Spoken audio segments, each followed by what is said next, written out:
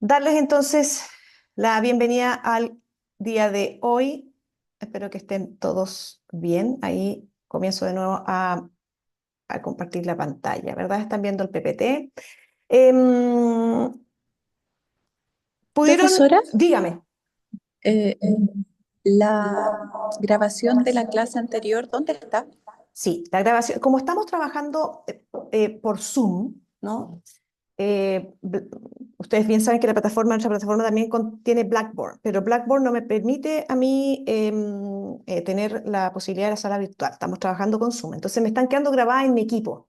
Entonces yo les voy a subir, la semana pasada quedó grabada, pero se las voy a tener que enviar por correo porque no les puedo subir a alguna parte el link o la grabación misma. ¿Ya? Entonces, voy a dejar enviadas las de la semana pasada y la de hoy, ¿no es cierto? A través del correo, ¿sí? O estoy viendo también la posibilidad de generar una carpeta, ¿no es cierto? En Drive, donde ustedes puedan acceder y puedan bajar las grabaciones. ¿Les parece?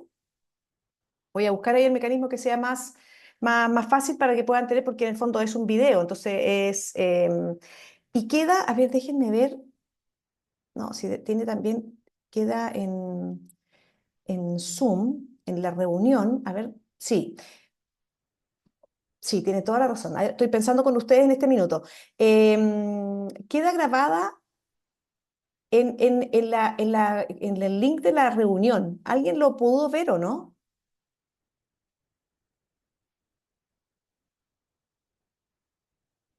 No, nadie lo pudo, no. Quiere decir que entonces lo voy a revisar bien, porque al estar grabándolo en mi equipo, no queda grabado entonces directamente en el enlace de la reunión, ¿se entiende?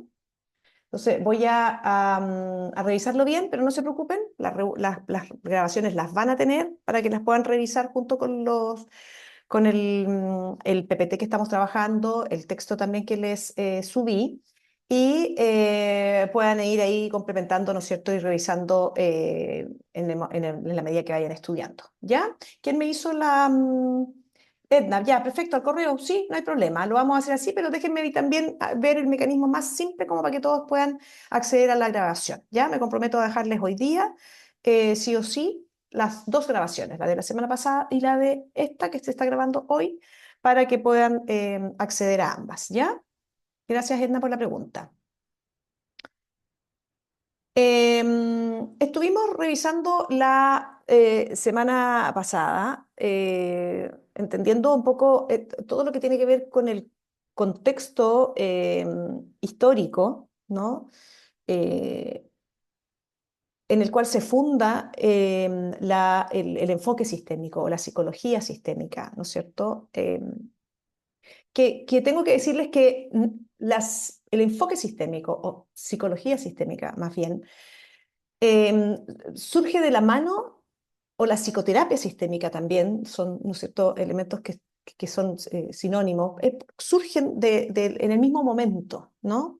Pero hay que entender este recorrido histórico desde el cual evolucionó entonces la psicología clínica y que de alguna manera en la primera mitad del siglo XX, ¿no es cierto?, imperó un escenario epistemológico, que es el que estuvimos revisando, ¿no es cierto?, que implicó el revisar el modelo, ¿no es cierto?, o la metodología, o la epistemología, ¿no es cierto?, como quieran llamarlo, cartesiana, donde una serie de reglas, ¿no es cierto?, fáciles y ciertas, ¿no es cierto?, permitían entender, acercarse a entender aquello que decidíamos observar.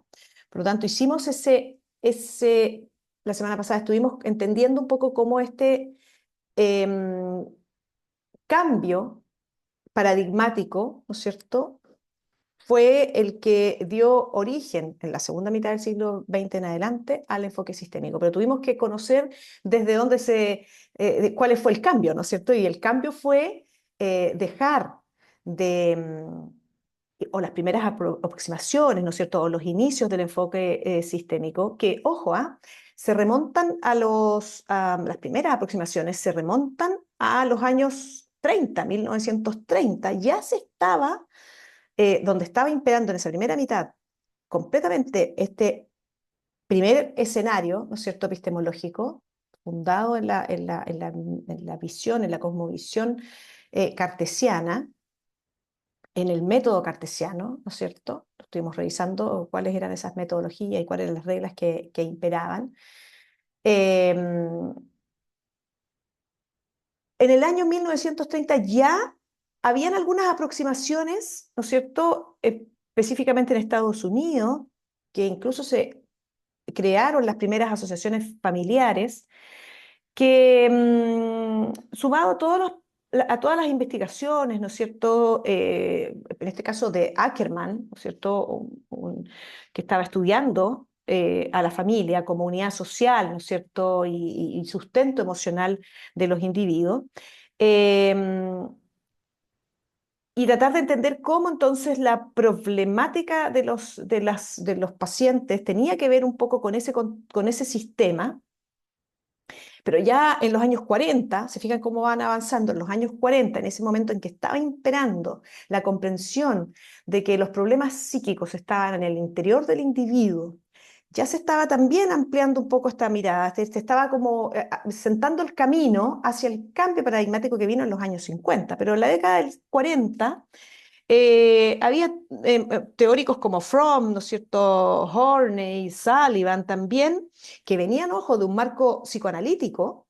Recuerden que los primeros psicoterapeutas sistémicos eran psicoanalíticos, venían de esa base, ¿no?, que imperaba desde que la psicología sistémica perdón, la psicología clínica se inicia, ¿no es cierto?, como ciencia.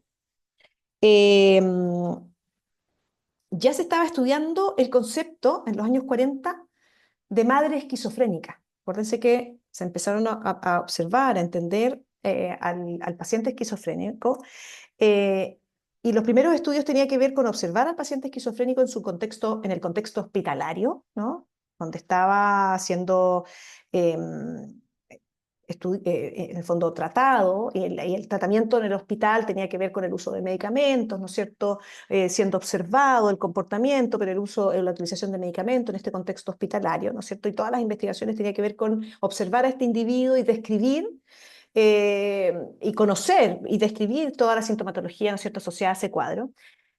Pero empezaron a estudiar estos primeros teóricos que empezaron a mirar hacia el sistema y no hacia el individuo, empezaron a entender que ese individuo, en el contexto hospitalario, los síntomas de alguna manera se controlaban, ¿sí? Pero ese mismo paciente, cuando volvía a su hogar, porque ya estaba de alguna manera controlado su cuadro, ¿no es cierto?, en tratamiento bajo medicamentos que le permitían que la sintomatología se controlara, cuando era colocado en el hogar, a los poquitos días volvían a aparecer esa sintomatología. Se exacerbaban incluso algunas sintomatologías. Entonces, eh, empezaron a decir, pucha, a ver, ¿qué está pasando en ese contexto? Que de alguna manera parece que está permitiendo, ¿no es cierto?, que el cuadro vuelva a aparecer, que la sintomatología vuelva a aparecer, ¿no? Bueno, y así se empieza a ampliar esta mirada, ¿ya? Que empieza a darle forma entonces al primer momento, porque se habla de tres momentos en el surgimiento del enfoque sistémico. Bueno, este primer momento, que ya se estaba o ya se comenzaba un poco como a desdibujar, por así decirlo, la idea de un individuo, ¿no es cierto?, aislado de una psiquis interna, porque así se explicaba, ¿no es cierto?, el fenómeno psíquico. El fenómeno psíquico en el individuo, porque es el individuo, el sujeto, ¿no es cierto? Acuérdense que hablamos de esta distinción, el sujeto que yo iba a observar, y por lo tanto era aquel sujeto que yo tenía que eh, separar, dividir para poder conocerlo, ¿no es cierto?, y describirlo de la mejor manera que pudiera, y por lo tanto el fenómeno psíquico se redujo a la comprensión en el individuo, y este individuo, ¿no es cierto?, con una psiquis interna, ¿sí? Y por lo tanto ya se estaba empezando a desdibujar un poco la comprensión puesta en el individuo, con esta psiquis interna o intrapsíquica, que también estuvimos utilizando el mismo concepto, para pasar o a dar paso, ¿no es cierto?, a mirar más bien relaciones. Em, y en este primer momento, si bien se amplió un poco la mirada, el foco de la mirada hacia las relaciones, a pasar a ver qué pasaba en este contexto familiar, qué pasaba con la madre del paciente esquizofrénico, qué pasaba con la forma en que esta madre se relacionaba entonces con ese paciente. Si bien en este primer momento 1940, aproximándose al 1950, se empiezan a perfilar ciertas posiciones, ¿no es cierto?, de estos investigadores, de estos teóricos que ampliaban su mirada hacia el contexto familiar o hacia la influencia de la familia sobre la problemática de uno o más de sus integrantes. Igual se mantenía un poco esta lógica lineal, ¿no? Que también es la característica del modelo anterior, de la epistemología anterior, del modelo cartesiano, ¿no? De, o de la epistemología más bien reduccionista, analítica, objetiva, que tenía que ver con entender que había A, ¿no es cierto?, que influía en B. Y por lo tanto, ya, en este caso se entendía que era la familia la que influía en la remisión de los síntomas. Hablamos de remisión cuando vuelven a aparecer los síntomas en el paciente, ¿verdad? Pero se veía todavía muy causa-efecto, ya. Entonces la familia es la que causa, ¿no es cierto?, que aumente la sintomatología o que vuelva a aparecer la sintomatología. Muy lineal todavía, ¿no? Y quedaban eh, sin profundizar mucho la observación sobre los elementos que de alguna manera estaban ahí dando vuelta y que conformaban un poco el mirar la relación. Entonces, en este primer momento, si bien habían ya grandes avances a sentar las bases un poco de esta epistemología que viene a desarrollar toda la investigación, ¿no es cierto?, batesoniana, pero que también se sustenta en los presupuestos que dan forma, ¿no es cierto?, al presupuesto, al paradigma sistémico cibernético, ¿no es cierto?, en la segunda mitad del siglo XX, empiezan a mirar conceptos representativos de la teoría general de sistemas, ¿no?, que con Bertalanffy se estaba ya desarrollando. Vamos a conocer en detalle el cómo Bertalanffy estaba tratando de unificar un poco, ¿no es cierto?, las distintas ciencias y buscar conceptos que le fueran similares, ¿no?, y que fueran aplicables para todas las ciencias por igual, ¿ya? Entonces, al trabajo de Bertalanffy, con la construcción de la teoría general de los sistemas, le debemos todos los conceptos que hoy entendemos de sistemas: totalidad, homeostasis, ¿no es cierto?, etcétera, que ya vamos a conocer más adelante.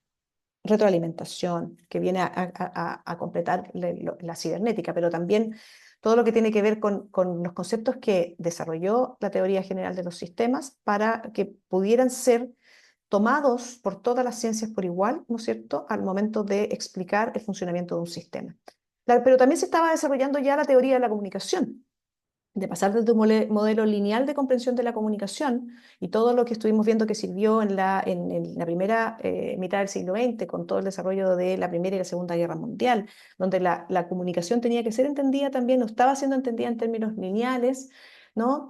Bueno, ya también hay un grupo de pensadores que empieza a entenderla de otra manera, ¿no? Y la teoría de la comunicación de Shannon y Weaver en ese minuto, entendida súper linealísticamente, pasa también a influir la investigación que estaba desarrollando Václavic, ¿no?, con la comprensión de la teoría de la comunicación humana. La cibernética también, donde Bateson ahí también tuvo una gran influencia en el desarrollo, ¿no es cierto?, de la comprensión de la cibernética. Por eso los aportes de Gregory Bateson, de von Feuerstein, ¿no es cierto?, y también Humberto Maturana, que ya estaban haciendo sus primeras investigaciones al respecto. Y eran los científicos en el fondo que estaban dándoles ya las primeras ideas y que empezaron a constituir entonces los cimientos de este segundo escenario que hablábamos la semana pasada, que empieza a fortalecerse, ¿no?, el cimiento del pensamiento sistémico.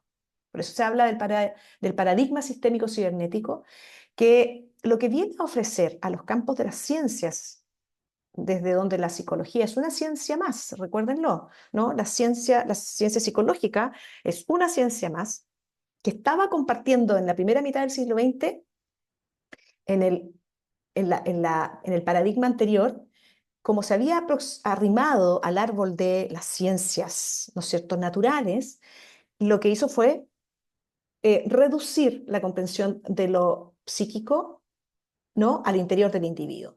Bueno, tenía estas, lo conversamos la semana pasada, ¿no es cierto?, para ser creíble, verificable, comprobable, ¿no es cierto?, y utilizar el mismo método científico que utilizaban las otras ciencias. Bueno, este paradigma sistémico cibernético también le va a ofrecer al campo de las ciencias una nueva cosmovisión, no solo a la psicología, ¿no? La psicología sistémica se toma de esta nueva cosmovisión, ¿no? Y se fundamenta en una epistemología, ¿no es cierto? Una forma de acercarse a conocer, cuyas premisas básicas difieren radicalmente del fundamento epistemológico anterior, ¿ya? Yo sé que estas láminas las estuvimos revisando, simplemente estoy viendo nuevamente como para que ustedes recuerden cómo emerge, ¿no es cierto?, este segundo momento en el desarrollo de las ciencias, ¿no es cierto?, en el que hacia la segunda mitad del siglo XX, ¿no es cierto?, la década ya del 50, marca el inicio de lo que va a configurar entonces el modelo sistémico en sí mismo, ¿ya? Estuvimos recordando el concepto de epistemología, que entendemos, ¿no es cierto?, que es este concepto de estar parado encima, o un conjunto, un tratado, o teoría, o un logos, ¿no es cierto?, del conocimiento, es decir, desde dónde yo me aproximo a conocer, ¿no? Y, y ahí estuvimos entendiendo la distinción, ¿no es cierto?, en acercarse a conocer en tanto ciencia, ¿no es cierto?, y cómo la epistemología en tanto ciencia es el estudio, entonces, de cómo los organismos particulares o agregados de organismos conocen, piensan y deciden. Pero también la epistemología es el estudio de los límites necesarios y otras características de los procesos del conocer, pensar y decidir. Entonces, finalmente, el estar parado encima se dan cuenta que es un poco estos dos escenarios que yo les configuro, ¿no? El estar parado desde la forma de conocer o acercarme a conocer científicamente, ¿no es cierto? Eh, Pensar y decidir, ¿no es cierto? Construir un cúmulo de teoría en un escenario reduccionista, positivista, ¿no es cierto? Eh, Basado en el modelo cartesiano, ¿no es cierto? Objetivista, que separa para conocer, que divide para conocer, ¿no es cierto? O este otro escenario. Entonces, estar parado encima, ¿no es cierto? Y que de alguna manera el ámbito filosófico, ¿no es cierto?, dentro de la epistemología, permite entender que el estudio de estos límites es necesario, ¿no es cierto? Eh, que tenga un cierto marco, un cierto límite, ¿no es cierto?, para poder acceder a conocer, pensar y decidir. ¿Ya? Por lo tanto, la epistemología es este punto de vista que se centra en cómo conocen los que conocen. En el caso de nosotros, de nuestro ejercicio profesional, en el ámbito de la psicología, es desde donde yo como observador me voy a parar para poder conocer, ¿no es cierto?, el objeto de estudio que decido conocer, o aquello que decido entender, o aquello que quiero conocer, ¿no? En este caso, el paciente. Si estoy en el ámbito clínico, si estoy en el ámbito de las instituciones, bueno, conocer las organizaciones, etcétera, ¿no? Entonces, estos dos escenarios implican una posición del observador muy distinta, ¿sí? Y ahí quiero invitarlos a mirar, y déjenme ver si voy a poder compartir con ustedes eh, un video muy cortito. Denme un segundito que voy a mirar, a ver la posibilidad si puedo compartir un video muy cortito de súper didáctico que nos viene a mostrar el experimento, no sé si lo han visto, de Humberto Maturana. Espérenme.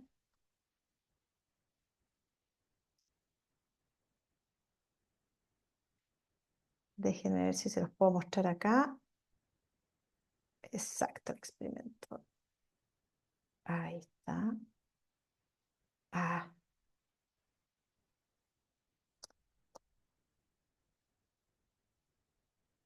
ya. Y voy a ver si si lo pueden escuchar, ¿ya?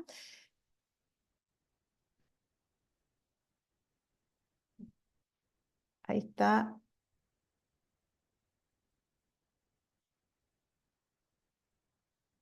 Ya. Voy a pasar entonces a compartir, admitir, dejar de compartir. Voy a volver a compartir. Y les voy a pedir que me digan si se escucha, ¿ya? Alguien que me pueda avisar si se escucha. Voy a apretar el play. Están visualizando YouTube, ¿no es cierto? Porque es un video.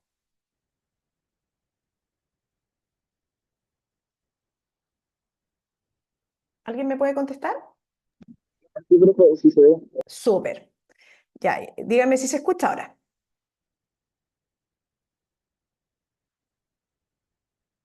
¿Se escuchó? No. No. A ver. ¿Por qué pasa eso? ¿Por qué no se escucha? Yo te también intenté a través de Blackboard compartirlo y no se pudo. Vamos de nuevo a ver con el volumen. Y si no, les voy a dejar pucha, no sé si lo pueden, pero lo pueden revisar ustedes inmediatamente en los dispositivos en los que se encuentran, pero necesito que se escuche el audio, básicamente. Miren, voy de nuevo con el audio. No, profe, no se escucha. No Profe, se, pero en la parte de compartir pantalla no hay como una opción para el audio. em, a ver, voy a dejar de compartir en este minuto. Gracias por la colaboración. ¿Ah? Pam, pam, pam, compartir. Claro, pues compartir sonido. Muchas gracias. ¿Ah? Eh, Optimizar para compartir video podría ser también, ¿verdad? Optimizo todos los campos aquí. Y ahí, y ahí. Ya. Hagamos el ejercicio ahora. Ahora sí, profe. Ya. Vamos a escuchar, o sea, vamos a mirar y escuchar este video que explica, ¿no es cierto? ¿Por qué se los voy a mostrar? Porque es súper cortito, minuto 21. Porque fue este experimento. Fíjense que ya entonces todo este grupo de grandes pensadores que le viene a dar forma a este nuevo escenario epistemológico, estaba investigando en sus áreas de desarrollo científico. Maturana, Varela, estaban en sus laboratorios científicos como buenos neurocientíficos que, ¿no es cierto?, que fueron. Entonces, estaban en sus áreas investigando para venir a entregar la comprensión de que ya había que dejar este escenario epistemológico anterior. Ya no podemos entender desde el escenario anterior, ¿no es cierto?, para poder conocer. Estaban entregando luces, evidencia científica, ¿no es cierto?, que nos llevaba a entender que había que cambiar de mirada, ¿sí? Entonces, el experimento que realizó en un laboratorio Humberto Maturana, ¿no es cierto?, específicamente con un animalito que fue una rana, nos va a mostrar, ¿no es cierto?, con qué tiene que ver este cambio de mirada, ¿ya? Entonces lo voy a ampliar, ahí lo amplié, y vamos a reproducirlo.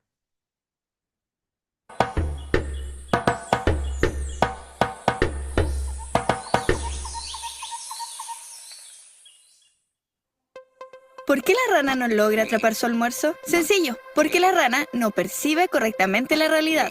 ¿Y por qué?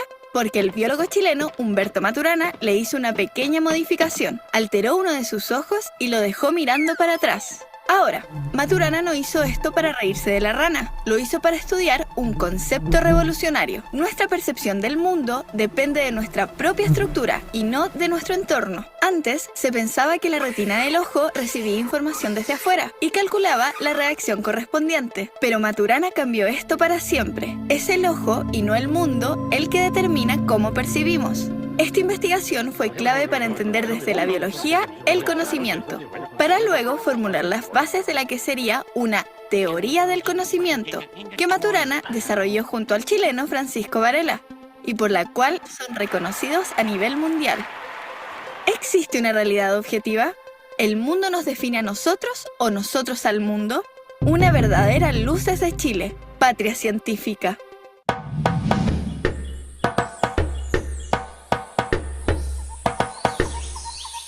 Ya. ¿Qué les pareció? ¿Lo habían visto?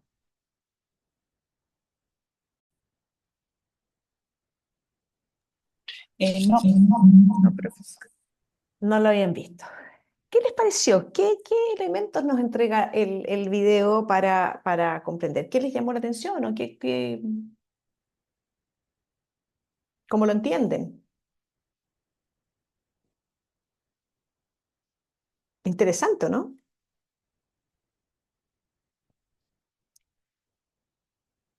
Viene a entregar una nueva forma de aproximarse al conocimiento, explicado desde la biología, por supuesto, porque eran neurocientíficos, ¿no? Explicado desde la biología, pues por eso se habla de la biología del conocimiento. Imagínense qué interesante. Y más encima lo desarrollaron chilenos, ¿sí? ¿Qué pasa, po? ¿Qué pasa con la forma en que ya está científicamente entendido, definido, zanjado, investigado, ¿no es cierto? Desde ya del año pasadito, 1970, por ahí. Y que implicó entonces el desarrollo de la biología del conocimiento, explicada de Maturana y con todos los trabajos también que estaba desarrollando junto con Varela. ¿Cómo es que conocemos? ¿Qué pasa biológicamente? ¿Cómo conocemos? ¿Cómo entendemos? ¿Cómo observamos? ¿Qué pasa biológicamente ahí? Porque es clave que entendamos eso para entender la postura del observador, ¿no? Que es la que empieza, la que viene a mostrar un cambio radical también, de pasar de un observador en el escenario clásico a pasar a otro observador, ¿no es cierto?, en el escenario sistémico, ¿no?, posmoderno, como quieran llamarlo, ¿no? Posterior al año 1950 en adelante. ¿Cómo lo entienden?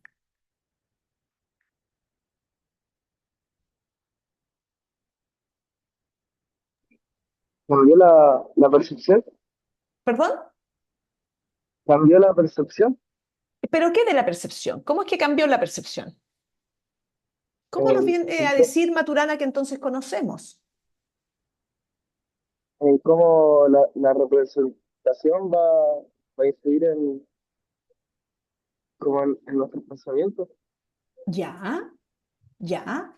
Cuando dices la representación, en el fondo es lo que el ser humano entonces a través de su proceso perceptivo distingue.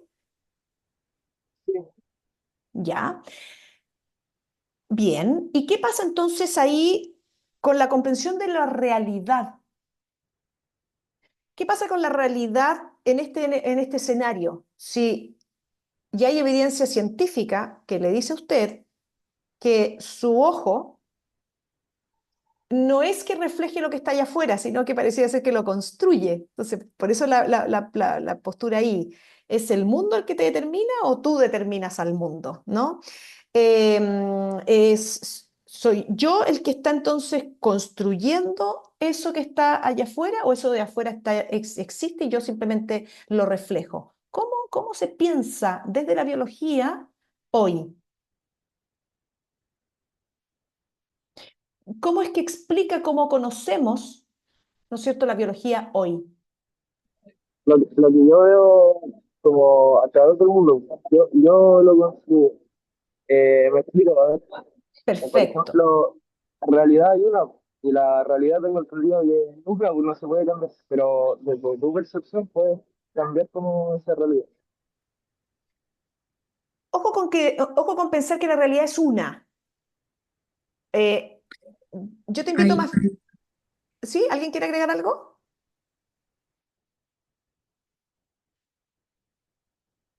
Lo que viene a mostrarnos la biología del conocimiento es que si depende lo que observo de mi propio proceso perceptivo, ¿no es cierto? Desde mi capacidad de mirar afuera lo que hay, em, ¿es válida la pregunta de preguntarse qué hay allá afuera? Edna está agregando algo puntual ahí, ¿no es cierto? Hay tantas realidades como personas hay. Sí, pues si ya científicamente está comprobado que no hay una realidad única allá afuera que ir a conocer y que por lo tanto acuérdense que la mente clásicamente era entendida como un reflejo de lo que estaba allá afuera. Bueno, científicamente a partir de la década del 50, a partir de la segunda mitad del siglo XX, científicamente ya se nos estaba mostrando que no hay una única realidad allá afuera que ir a conocer, porque depende del propio proceso de perceptivo que realiza, ¿no es cierto?, ese organismo. Depende de su estructura. Por lo tanto, es el ojo el que me permite construir, mira, elaborar un algo allá afuera.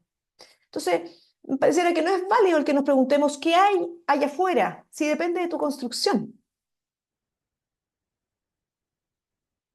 Y esa construcción está mediada por qué creen ustedes. ¿Qué me permite a mí, aparte de mi estructura biológica, física, qué me permite a mí, ¿no es cierto?, construir esa realidad, construir esa experiencia? ¿Qué me lo permite?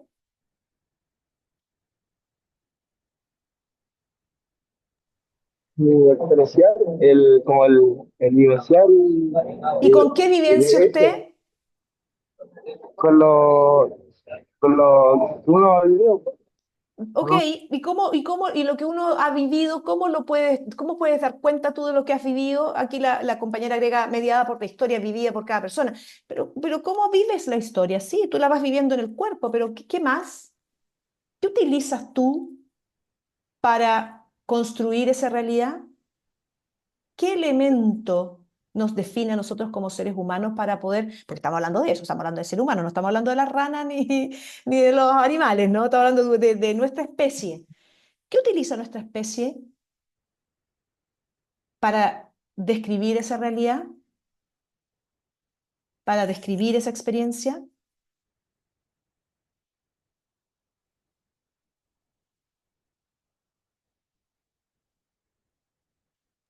O sea, yo tenía entendido que Maturana decía eso, que la interacción y la experiencia individual iba a, a dar como ese resultado de percepción, que es lo que él dijo al final. Sí, sí, la percepción, No, pero no sé si estoy malo o estoy tirando no, para... estamos súper bien, estamos todos pensando, estamos súper bien. ¿Y quién me está hablando? Agus, que no veo acá. Carlos. Carlos, perdón. Agustín me está pidiendo admitir. Carlos, bien, no, si todo lo que estamos conversando está bien. Solamente quiero llevarlos a que comprendan el ejercicio biológico de percepción, por supuesto que tiene que ver, ¿no es cierto?, con entender que esa realidad emerge, ¿no es cierto?, a mi ojo, ¿no es cierto?, emerge porque yo estoy distinguiendo esa realidad, ¿sí? Entonces, desde ahí, Maturana dice, no vale la pena preguntarse si existe o no existe, porque depende de tu ejercicio de percibirla, ¿sí?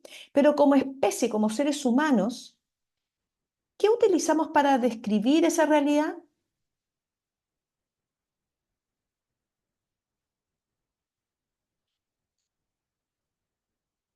¿Cómo describo, cómo voy a dar cuenta de esa realidad?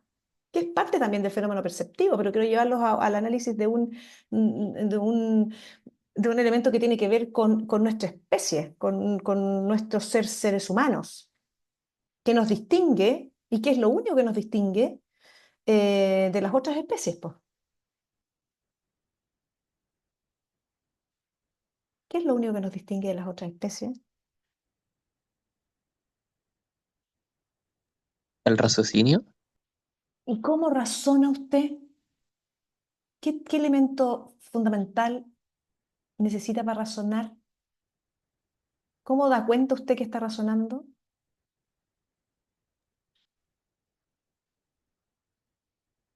¿Cómo yo puedo ser capaz, en el fondo, en este minuto, de entender que usted está razonando?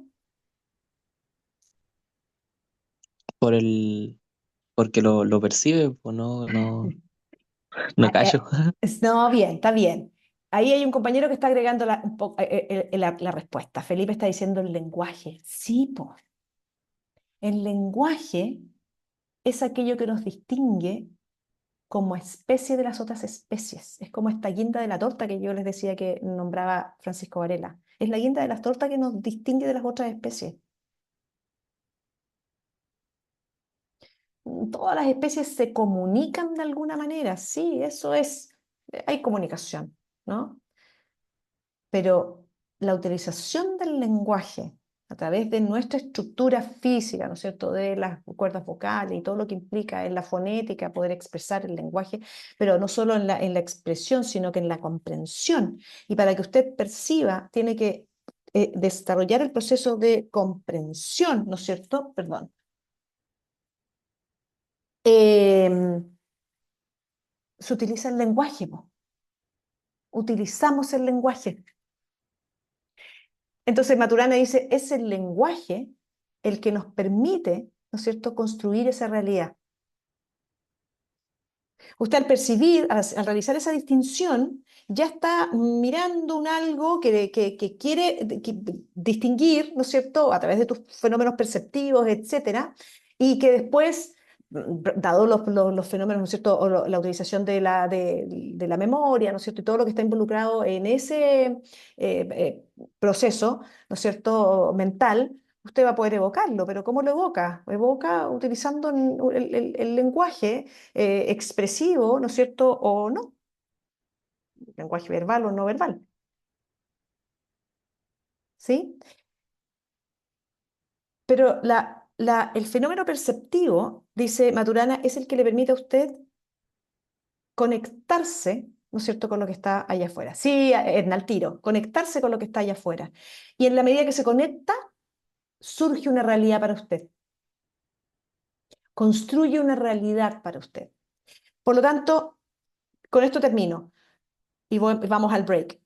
Se fijan que la posición del observador es radicalmente distinta en el escenario, ¿no es cierto?, en este nuevo escenario epistemológico.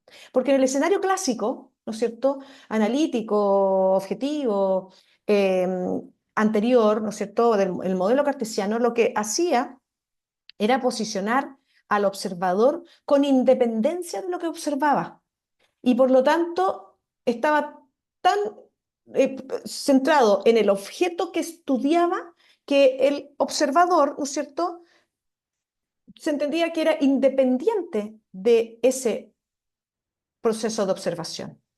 Bueno, en este escenario nuevo, ¿no es cierto?, en el del cual empieza a tomar forma el enfoque sistémico, el observador o las propiedades del observador, ¿no es cierto?, son las que son fundamentales para conocer. Y por lo tanto se centra en las propiedades del observador en lugar de qué es lo que se conoce, que son finalmente las propiedades del objeto de conocimiento. ¿Sí? Es el observador el que aquí, ¿no es cierto?, no es independiente de lo que observa. Y ese es el gran eh, salto, si no pudiera hablar de un salto así, pero súper cuántico, ¿no es cierto?, cualitativo del escenario clásico al escenario postmoderno, ¿ya? De un escenario moderno a un postmoderno, ¿ya? Em, Voy a dejar de grabar entonces, voy a detener la grabación, la voy a pausar para que vayamos a un break, ¿les parece? Y sigamos analizando y entendiendo el surgimiento en términos sociohistóricos de el modelo y enfoque sistémico, ¿ya? Nos encontramos a las 11. Damos unos 20 minutitos, 15 minutitos. Voy a colocar aquí en el chat. Entramos en 15 minutos más. La grabación y voy a continuar entonces con el PPT. Ya, pues si se fijan, entonces estamos entendiendo cómo empieza a formarse, a tomar fuerza este nuevo escenario epistemológico, donde las propiedades del observador, del sujeto que está haciendo la acción de observar, de conocer, de entender, ¿no es cierto? Es el que de alguna manera permite, ¿no es cierto?, que esa realidad surja, emerja. Por lo tanto, es lo que entendemos que con centrarse en las propiedades del observador, más de centrarse en las propiedades de lo que se observa, ¿no? Por eso se habla esta unión entre sujeto observante, ¿no?, y objeto observado, ¿ya? Esta nueva epistemología coloca el foco en las propiedades del observador que realiza el acto de observar, más que las propiedades del objeto de conocimiento o objeto que se decide conocer. Entonces, como una forma de, mm, de entender que parte del desarrollo, ¿no es cierto?, del enfoque sistémico está sustentado en esta nueva epistemología. Vamos a empezar a entender, ¿no es cierto?, todo lo que tiene que ver con aquellas teorías que le dieron sustento entonces a el enfoque sistémico. No crean que todos los trabajos investigativos que estaba realizando, por ejemplo, Humberto Maturana junto con Varela en los años, ¿no es cierto?, 50, y no se asentó al tiro, ¿ah? No crean que eso dio origen a que se colocara el foco en el observador que realiza, ¿no es cierto?, el ejercicio de percibir, de distinguir. No, fue de a poco, ¿no? Esto fue como, no es que se realice de una manera tan drástica de la noche a la mañana, no, pues va de a poco, ¿no? Se va, los planteamientos en el fondo a los cuales se va llegando a partir de esas investigaciones y todo lo que ha realizado entonces Maturana, Varela, von Feuerstein, etcétera, entre otros autores, van a promover este cambio epistemológico, ¿ya? Y ese cambio epistemológico va a plasmar en un tiempo, no es rápido, no fue rápido, ¿no es cierto?, el que se instalara, ¿no es cierto?, inmediatamente un modelo sistémico, ¿no? Sino que paulatinamente va siendo influido por estos modelos teóricos que se empiezan a construir, a elaborar, ¿no es cierto? Y empiezan entonces a consolidarse ciertas escuelas posteriores en enfoque sistémico o en psicología sistémica. Entonces, la teoría general de sistemas, ahí están ingresando más compañeros a la sala. Hay ciertas teorías que están a la base, quiero que entiendan que hay ciertas teorías que están a la base del enfoque sistémico. Una de ellas es la teoría general de los sistemas, ¿no? Porque acuérdense que se deja entonces de mirar al individuo y se amplía la mirada a entender el sistema, ¿no es cierto? Se deja de mirar al sujeto, al individuo, y se pasa a mirar a la familia. Por lo tanto, este concepto de sistema como totalidad, que ya existía antiguamente, ustedes lo pueden mirar en el pensamiento aristotélico incluso, es con Descartes que desaparece, ¿no? Y acuérdense entonces que se desmembra o se reduce, ¿no es cierto? Se fragmenta, y por eso se habla del reduccionismo cartesiano, lo que se observaba, el sujeto de estudio, ¿no? En nuestro caso, la mente, y la mente se cosificó, se redujo al interior del individuo, ¿no? Entonces ya, después de la Segunda Guerra Mundial, es lo que me estaba conversando, y yo sé que esto también lo vimos la semana pasada, se empieza a consolidarse. Por eso quiero invitarlo a que no miren que esto fue tan radical y tan rápido, no, pues se fue dando, ¿no es cierto?, en el tiempo. en distintos lugares y en diferentes campos científicos un pensamiento mucho más totalizador, menos fragmentado, que de alguna manera amplía y por eso es más globalizador, por eso es más holístico, ¿no? Que reduccionista, ¿ya? ¿De qué se nutre entonces el enfoque sistémico? De la teoría de la Gestalt, de la teoría de los juegos, teoría de los conjuntos, ¿no es cierto? La teoría de las gráficas, la teoría general de sistemas de Bertalanffy, la teoría de la comunicación en un principio con Shannon y Weaver y todo lo que tuvo que ver con ese desarrollo de comprensión de la comunicación. Al principio también la cibernética de Norbert Wiener, que desarrolla también muy bien Gregory Bateson.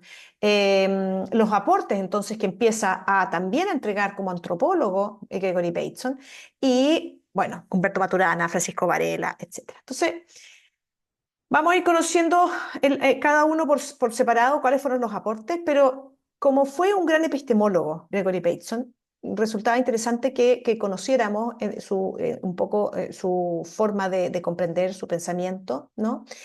Y, y desde ahí entonces conceptos fundamentales que él viene a entregar como un revolucionario entonces para su época, que también era bastante poco aceptado y poco comprendido, ¿no?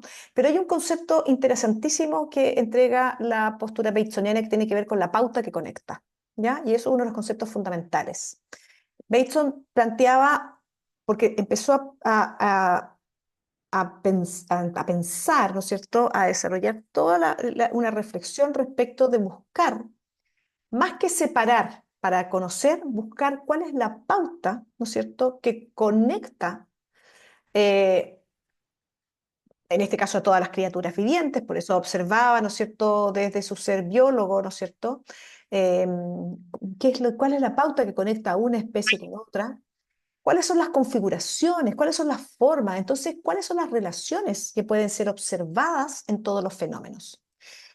¿Cómo lo llevamos esto al fenómeno psicológico? Bueno, entendiendo sistemas, que nosotros como individuos formamos parte de sistemas y entendemos entonces desde ahí que los problemas en psicología, que es lo que nosotros en psicología trabajamos, ¿no es cierto? Desde el ámbito clínico de acción trabajamos problemas psicológicos.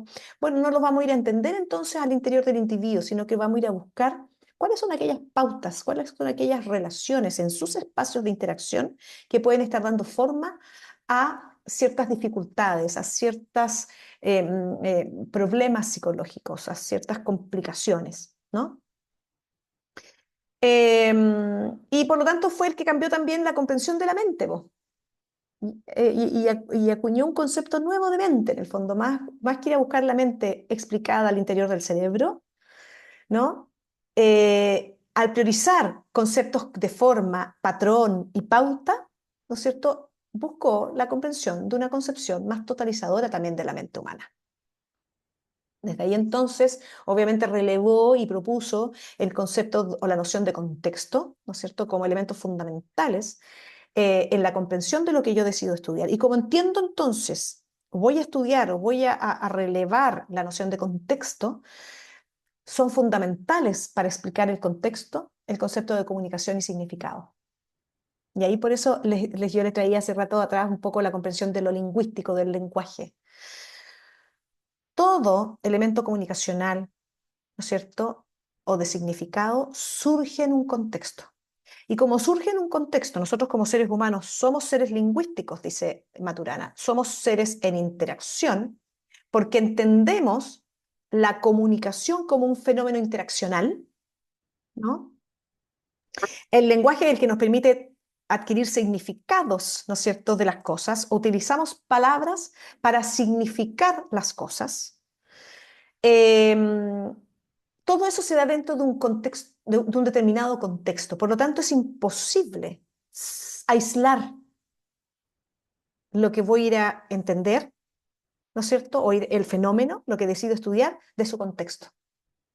Y como con lo que trabajamos los psicólogos es con la experiencia narrada del otro, del paciente en este caso, con la experiencia que el paciente nos narra, ¿no? Y ahí ojo con eso, porque no trabajamos con la vivencia misma del paciente, no trabajamos con la experiencia misma del paciente, ¿se entiende, no?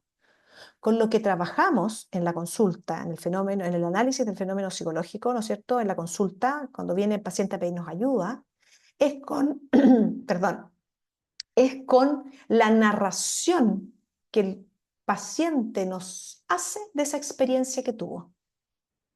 Y entonces, en el minuto en que la paciente nos está describiendo lo que le está pasando, lo mal que lo está pasando, lo triste que está, ¿no es cierto? Lo complicada que está desde que falleció su madre, nosotros no estamos trabajando con la experiencia del fallecimiento, de la pérdida misma, sino que cómo esa paciente está significando la pérdida de su madre en este caso. Y todo lo que eso ha implicado, ¿no? La pérdida de la madre.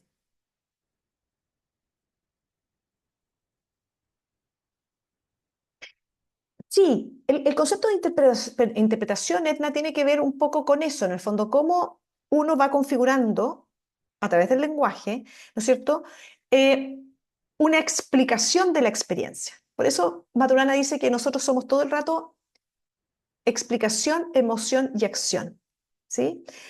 Utilizamos la idea, y para eso, ¿no es cierto?, utilizamos el lenguaje, el explicarnos la experiencia misma que yo vivencio, ¿no?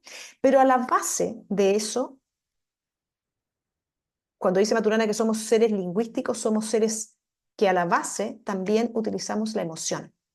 Es imposible separar la emoción de la explicación. Antes, en el escenario reduccionista, por supuesto que se nos decía que mientras más racionales fuéramos y menos apegados a la emoción fuéramos, más claros, más lúcidos íbamos a ser.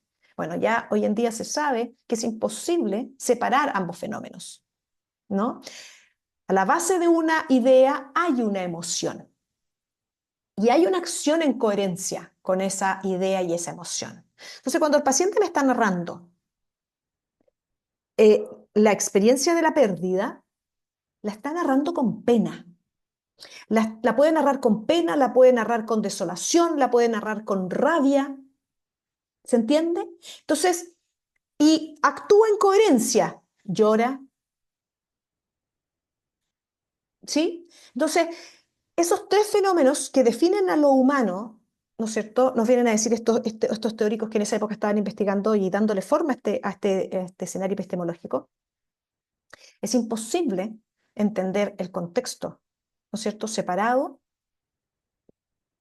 y segmentado, ¿no es cierto?, de lo que quiero conocer. El fenómeno que yo voy a estudiar, la experiencia narrada por el paciente, tiene sentido y significado dentro del contexto en el que se produce.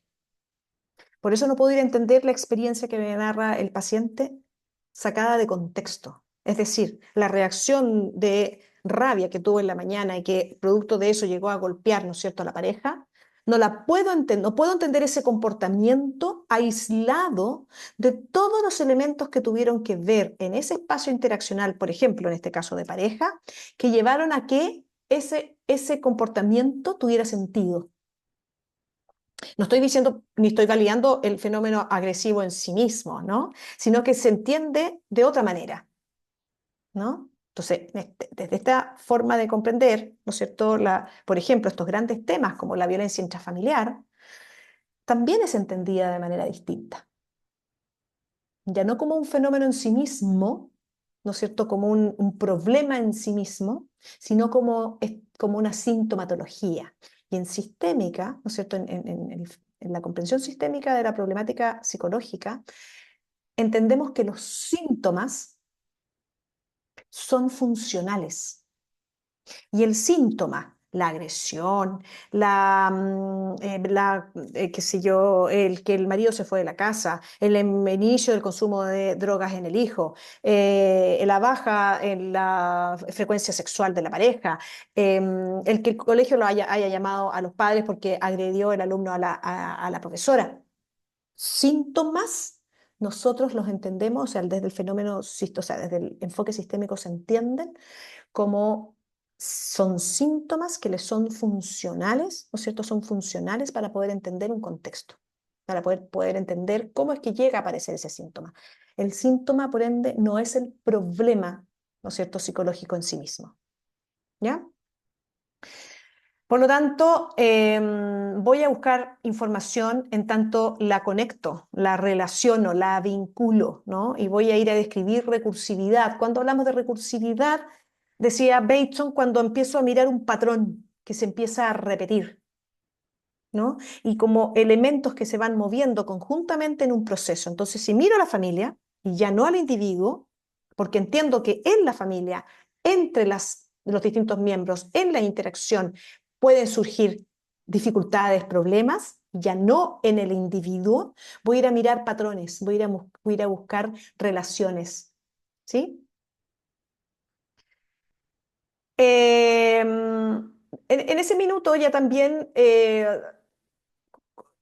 como antropólogo y trabajando, ¿no es cierto?, con tribus en Nueva Guinea en el año 27, acuñó un concepto interesantísimo que es sismogénesis, ¿no?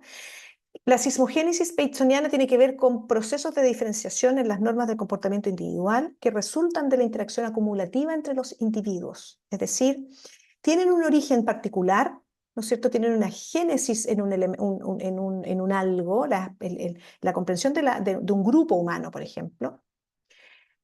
Yo puedo ir a mirar ciertos procesos individuales de diferenciación o comportamientos individuales, pero siempre el resultado es producto de una interacción. Eso es lo que quiere decir la sismogénesis, ¿sí? Para Bateson, la génesis de un sisma, de un algo nuevo que aparece, ¿no es cierto?, en los sistemas sociales, se produce por amplificación de procesos simétricos. Es decir, elementos que van complementándose, ¿no es cierto?, van uniéndose, en el fondo que se van conectando como una cadena, ¿sí?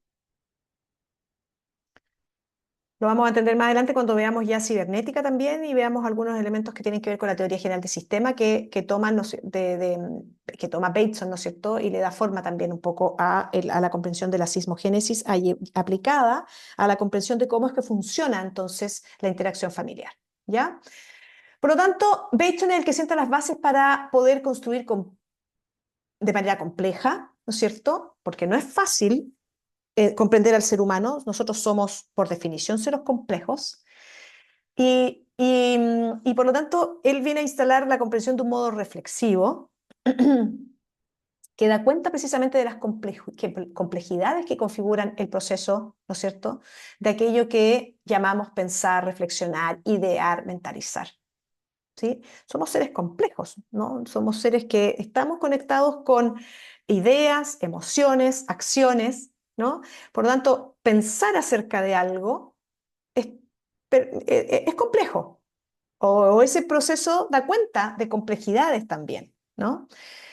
Llevado esto al ámbito psicológico, si nosotros como seres humanos, como personas del terapeuta, ¿no es cierto?, que ya sabemos que tenemos ciertas creencias, ciertas visiones de vida que dan forma a lo que somos, a este yo, a este sí mismo que se empieza a configurar, ¿no es cierto? Este yo, este sí mismo, ya no pensado en términos psicoanalíticos, sino que un yo más bien en interacción, le dan forma las múltiples experiencias que empiezo a tener desde pequeño, ¿no es cierto? Los distintos contextos sociales en los cuales me voy involucrando. No es lo mismo crecer en el seno de una familia, ¿no es cierto?, que está a lo mejor vinculada al desarrollo de una cultura religiosa, no sé, mormona, o testigo de Jehová, o evangélico, o a pertenecer a una familia, ¿no es cierto?, Opus Dei. No es lo mismo. Entonces, tu forma de mirar el mundo, tu forma de ir construyendo tu visión de la vida, por lo tanto, tu forma de ir construyendo esas creencias, tiene que ver con esos grupos a los cuales tú tempranamente ¿no es cierto?, te vinculas, ¿ya? Por lo tanto, uno como individuo, y aquí vamos mirándolo como las capas de la cebolla. Uno como individuo es como la cebolla, como la capa más interior, ¿no es cierto? Pero uno como individuo es un subsistema de un sistema un poco más amplio que es la familia. La familia, a la vez, es un subsistema, ¿no?, de un sistema más amplio, como puede ser la comunidad a la que pertenezco. Ya, y yo, no, mi familia, Santiago. Y por lo tanto, voy construyéndome en una red social que tiene que ver con Santiago, que no es la misma que vivir en Arica o en Chiloé. Por lo tanto, mis creencias, mis visiones de vida se van de alguna manera viendo, eh, se van viendo definidas, ¿no es cierto?, por esas expresiones sociales que tienen definida a un grupo determinado. Santiago. Santiago está, ¿no es cierto?, dentro de Chile, un sistema mayor. Un sistema mayor, porque Chile es un sistema entonces de Sudamérica.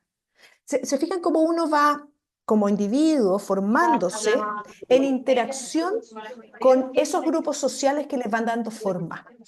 ¿Sí? Y por lo tanto, lo que ustedes son hoy, ¿alguien tiene abierto su micrófono? Le pido que lo mutee, por favor, porque si no se escucha un eco.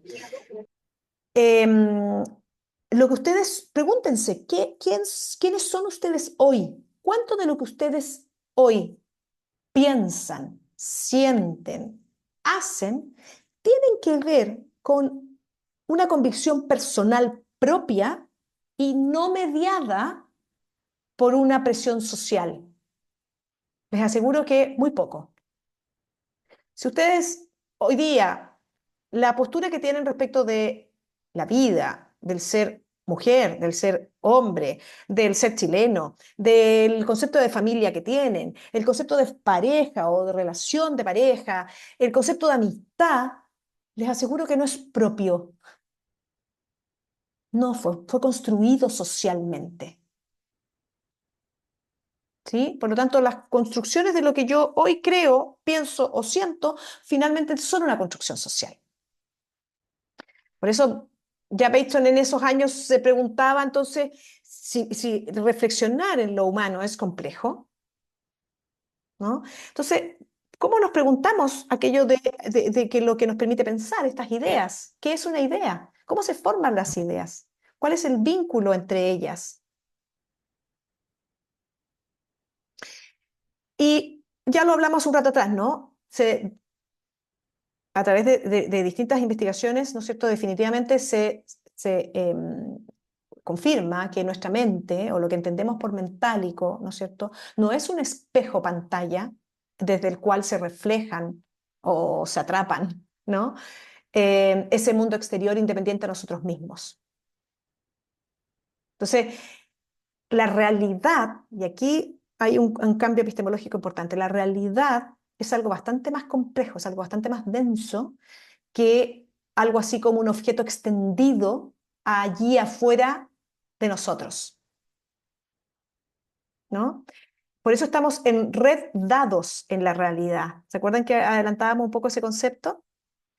Este estar en red dados, ¿no es cierto?, se asume que estamos, es un poco el concepto que acuñó Francisco Varela, un poco siguiendo la misma lógica, pero él hablaba de estar encarnado en la realidad. Obviamente implica entender que es una realidad que se construye, ¿sí? Y en el cómo construimos esa realidad, ¿no?, tiene que ver con este lenguaje que me permite entenderla, percibirla, comprenderla, ¿sí? Y por lo tanto, este yo, este sí mismo, se va construyendo, se va definiendo, ¿no es cierto?, en base a la construcción social también que me va permitiendo el que compartimos un lenguaje, el que compartimos en el fondo modos de vida, ¿no es cierto?, que de alguna manera me van haciendo sentido y yo voy incorporando. Entonces, ¿se fijan que hay una concepción mucho más totalizadora sobre la naturaleza, del orden y la organización de los sistemas humanos? Entonces, el concepto de mente como un reflejo de partes más amplias y múltiples partes del mundo natural, afuera de este ser pensante, ¿no es cierto? Es decir, la mente individual dice Bateson, es inmanente, pero no solo en el cuerpo, no es solo este cerebro que me permite pensar, como en el escenario anterior reduccionista era el que íbamos a analizar.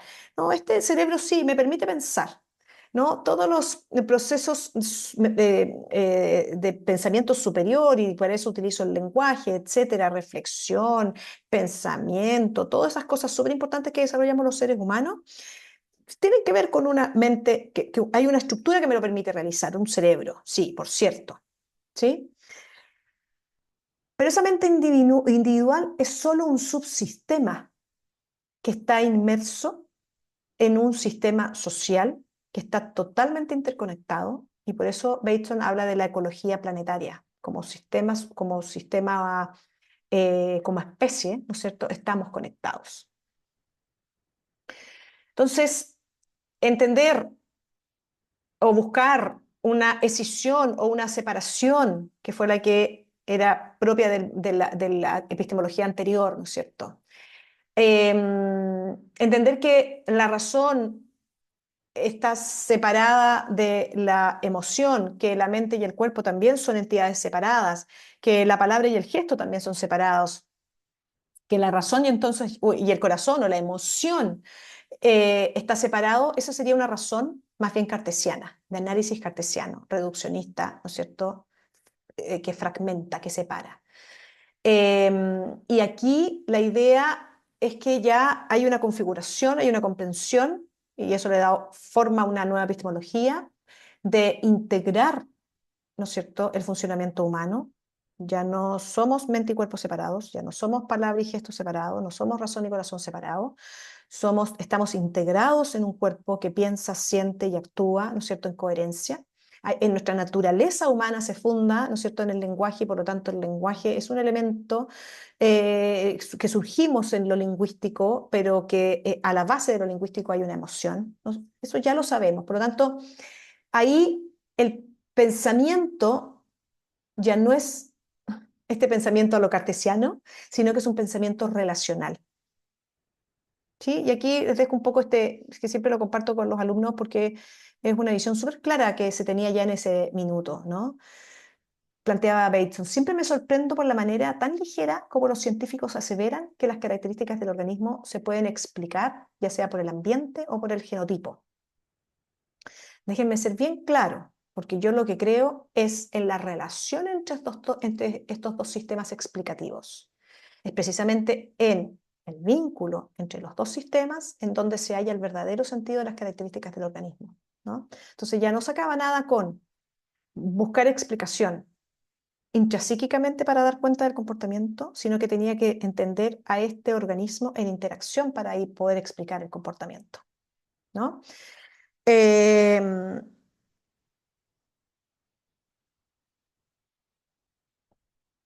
Y por eso entonces se deja al individuo, se deja de mirar al individuo separado, ¿no?, como objeto de estudio, y se pasa a mirar sistemas, ¿no?, a este ser humano que está en sociedad y que es parte de una naturaleza también definida, determinada, ¿no?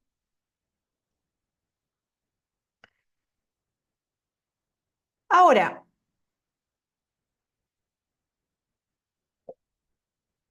en ese tiempo ya también Bateson dejaba ahí al mundo científico las siguientes preguntas, ¿no? ¿Cómo se conectan las cosas? ¿Qué pauta los conecta? Si yo voy a ir a mirar entonces a la familia, voy a ir a entender aquellos comportamientos que los hace conectarse, ¿no es cierto?, como familia, que define ciertos elementos que los hacen ser familia, y que a lo mejor está precisamente en esas pautas interaccionales. Cuando veamos a Minuchin nos va a quedar súper claro, a los estructuralistas en general. Cuando vemos el comportamiento del niño, por ejemplo, que está presentando una pataleta,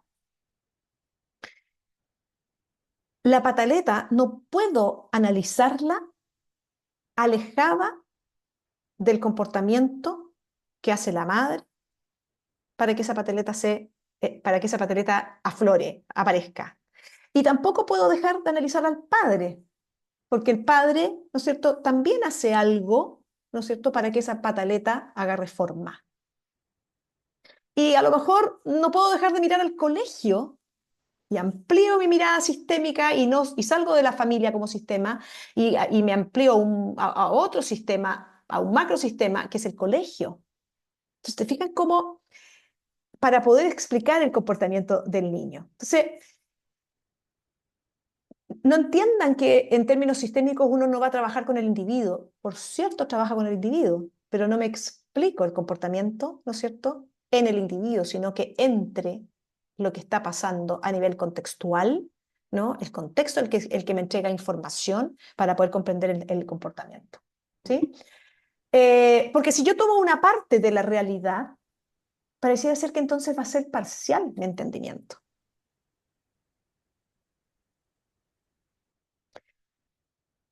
Entonces tenemos que, porque en el escenario epistemológico anterior era posible percibir sin integrar. Y desde ahí entonces buscaba causalidad lineal. Bueno, desde este otro escenario del cual se sustenta el enfoque sistémico, voy a percibir integrando, buscando pautas, buscando relaciones. Y por lo tanto, la única metodología que me permite mirar relaciones es una causalidad circular. ¿Sí? Entender que sin contexto la palabra no tiene significación. Porque si yo entiendo que fue mi madre la que me embarró la vida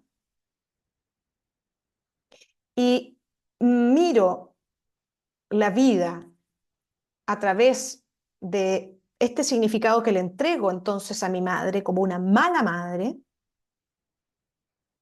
yo no podría entender el comportamiento de esa persona que viene a decir, que me viene a contar a la consulta que está pasando lo pésimo, que todos sus problemas en el fondo están siendo porque esa madre no le dio el suficiente cobijo y la agredía y etcétera, y la trataba mal y decía palabrotas, etcétera.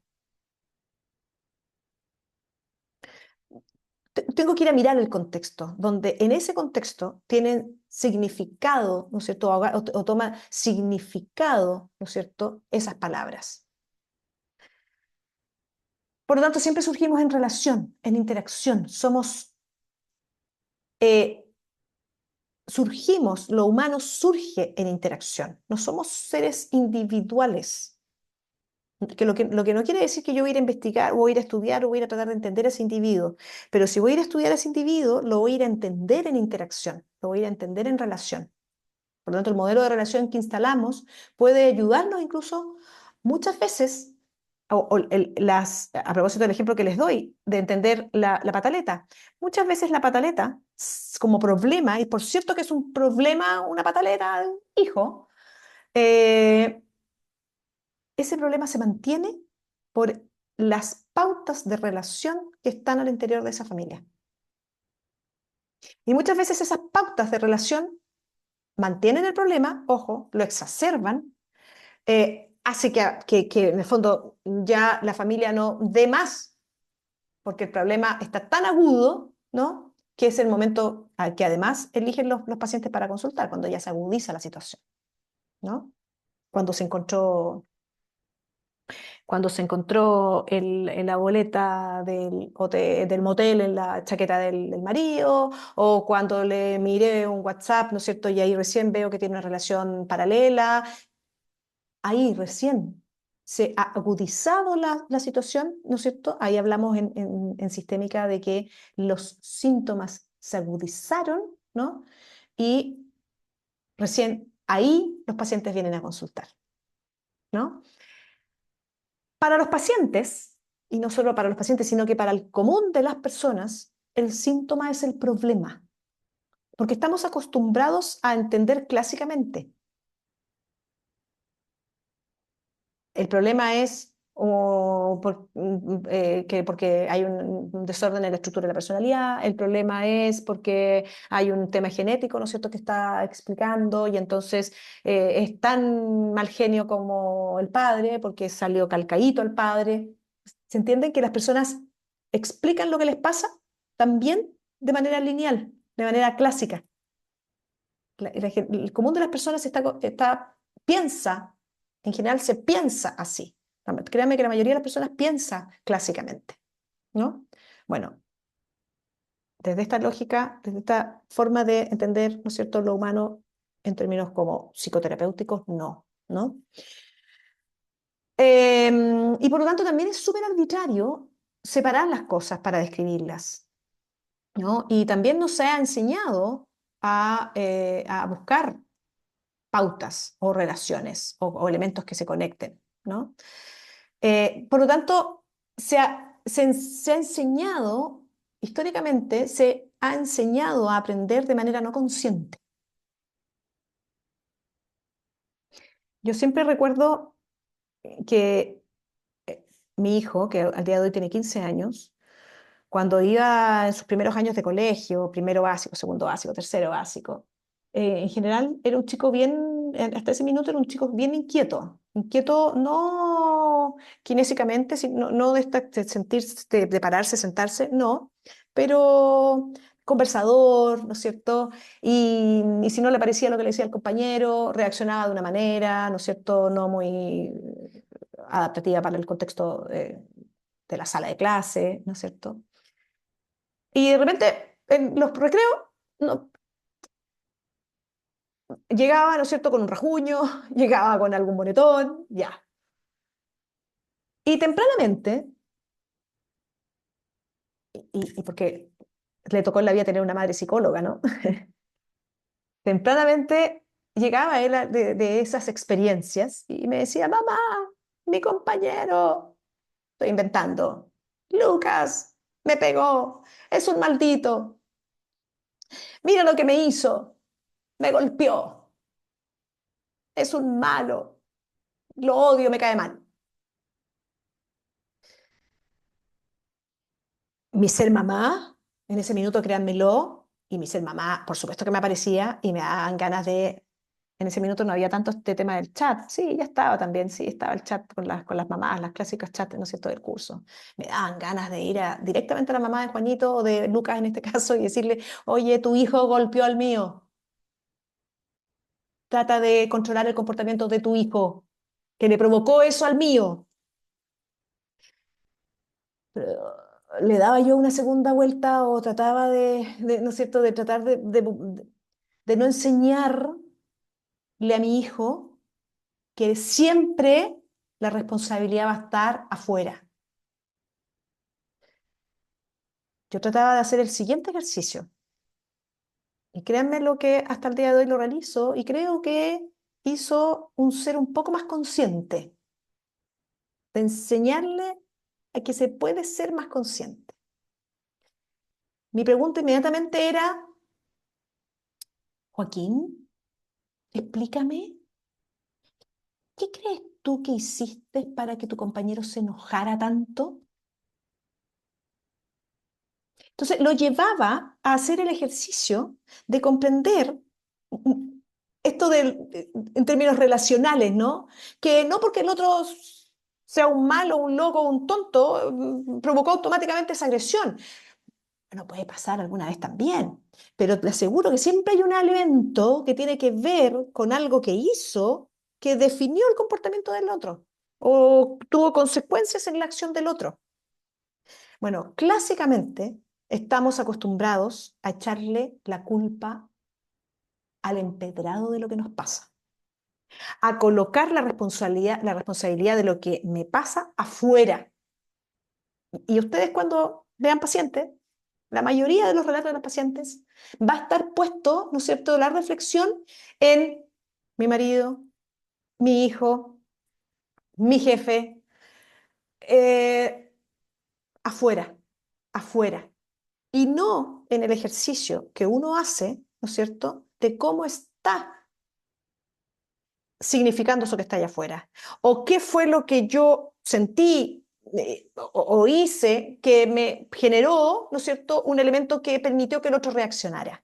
¿Se entiende un poco la idea con el ejemplo que les estoy dando?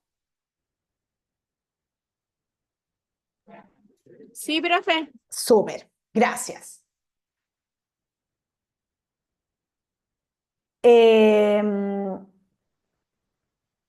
No es fácil. Créanme que estamos estamos acostumbrados históricamente, y es porque hemos tenido este escenario clásico, ¿no es cierto? Esta epistemología clásica reduccionista imperó durante tanto tiempo, y desde que ya se lleva hartos años del otro, pero es mucho más fácil, po, créanme, es mucho más fácil echarle la culpa al empedrado. Porque esta posición de entender que no existe nada con independencia de lo que está allá afuera, y por lo tanto nosotros somos sujetos, ¿no es cierto?, observantes y que construimos esa realidad, bueno, nos hace seres, nos hace, ahí aparece otro concepto súper interesante en esta nueva epistemología, que tiene que ver con el concepto de responsabilidad y con el concepto de ética en la responsabilidad. Si todo lo que yo significo, entiendo, depende de mi proceso perceptivo, eso, créanme que me hace más responsable en aquello que estoy distinguiendo. Y por lo tanto, hay una decisión en, en que en esa interacción, por ejemplo, que tuve en la mañana con mi pareja, yo me sentí amenazada, yo entendí, signifiqué lo que mi pareja me dijo como inseguridad. Y como me inseguricé, me dio miedo. Y entonces ante el miedo agredo. Créanme que ese análisis uno no lo hace todo el rato, porque si no, no nos llegarían los pacientes a consultar, ¿no? No somos conscientes de eso. Entonces, la invitación es un poco a que vayan entendiendo que se puede ser consciente, se puede aprender a ser consciente de cómo funcionamos, ¿no? De cómo nos manejamos en el fluir de la existencia, ¿sí? Y que precisamente estamos en este fluir manejándonos todo el rato en movimiento, ¿no? Y por lo tanto, al buscar relaciones, al entender que somos seres que estamos caminando, fluyendo en constante movimiento, lo que hacemos todo el rato es precisamente y constantemente eh, buscar el equilibrio. Y en psicología sistémica entendemos la emergencia de los síntomas como un elemento desequilibrante, ¿no es cierto? En este estar constantemente tratando de mantener el equilibrio, ¿sí? Por eso se habla de la fragilidad con que el ser humano se moviliza en este fluir de la existencia, ¿no? Y que todo aquel elemento que se sale de ese movimiento que yo al cual estoy acostumbrado, ¿no es cierto? Lo leo como desequilibrio. Por lo tanto, si voy a entender las familias, ¿no? En sistémica, toda sintomatología, por ejemplo, la pataleta, la voy a ir a entender como un elemento que sacó a la familia de un equilibrio, ¿no es cierto? Y fue lo que varió.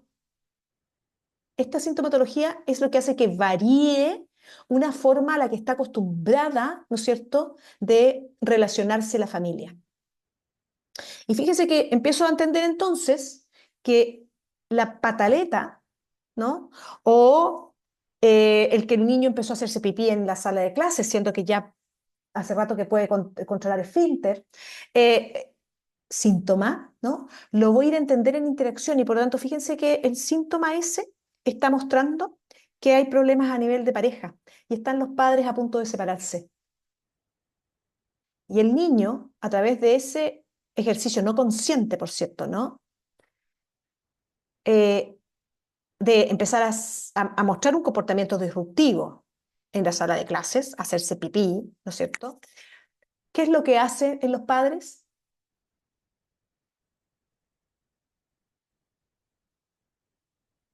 ¿Qué hacen los padres frente al comportamiento disruptivo del hijo?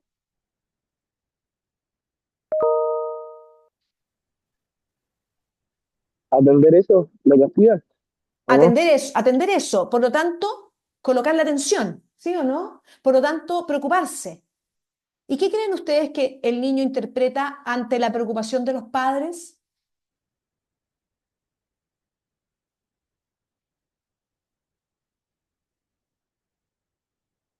¿Qué creen que piensa el niño si veo esta vez con ese comportamiento a mis padres preocupados por mí? Les importo, exactamente. Esa es la lógica con la que tenemos que y ahí estamos pensando interaccionalmente. Por lo tanto, no es que el niño voy a ir a buscar, por cierto, ¿no? Un quehacer profesional serio, va a ir a descartar si el niño tiene algún problema, ¿no es cierto?, a nivel orgánico para el control del esfínter. Pero si usted descartó todo elemento orgánico que puede estar comprometido, ¿no es cierto?, en la enuresis que está presentando el niño, y empieza a mirar interacción, ¿no es cierto?, se da cuenta que el niño no es consciente de que el comportamiento que empieza a manifestar hace que vea a sus padres preocuparse.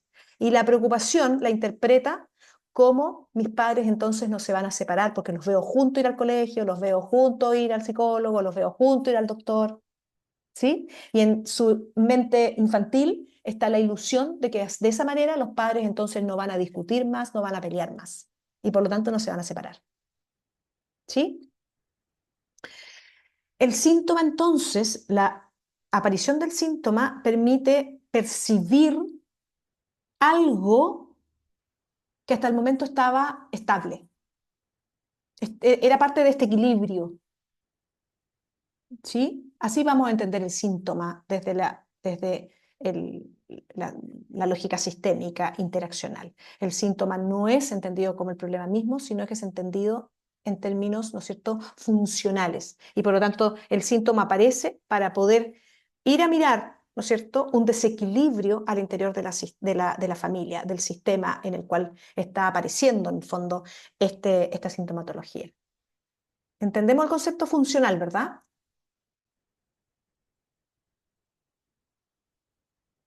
¿Sí?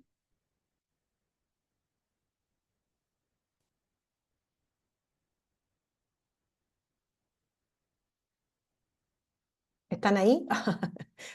¿Se fueron de la sala? Sí, profe. Súper, qué bueno. Bueno, todo esto que estamos conversando nos permite entender cómo el contexto, ¿no es cierto?, en el cual surge, ¿no es cierto?, o el pensamiento sistémico. Por lo tanto, ojo, al día de hoy conviven escuelas, ¿no es cierto?, incluso sistémicas, adscritas a epistemologías realistas, o sea, modelos sistémicos que funcionan desde el escenario, ¿no es cierto?, realista.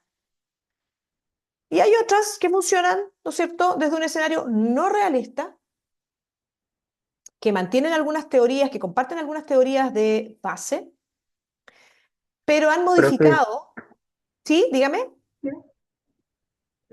lamento molestarla, interrumpirla dígame, nuevamente, ¿sí? pero hay unos cuantos que tenemos que movernos a la sala Yo lo sé. Tiene para toda, la sí, psico- tiene toda, para la otra sala. Tiene toda la razón. Lo vamos a dejar hasta acá. Simplemente quería cerrar en el fondo para que entiendan que hay distintos modelos psicológicos que pueden estar, ¿no es cierto?, compartiendo o escuelas adscritas a un escenario u otro. No hay uno mejor que el otro, sino que simplemente son distintos, ¿ya? Lo vamos a dejar hasta acá. Voy a detener la grabación.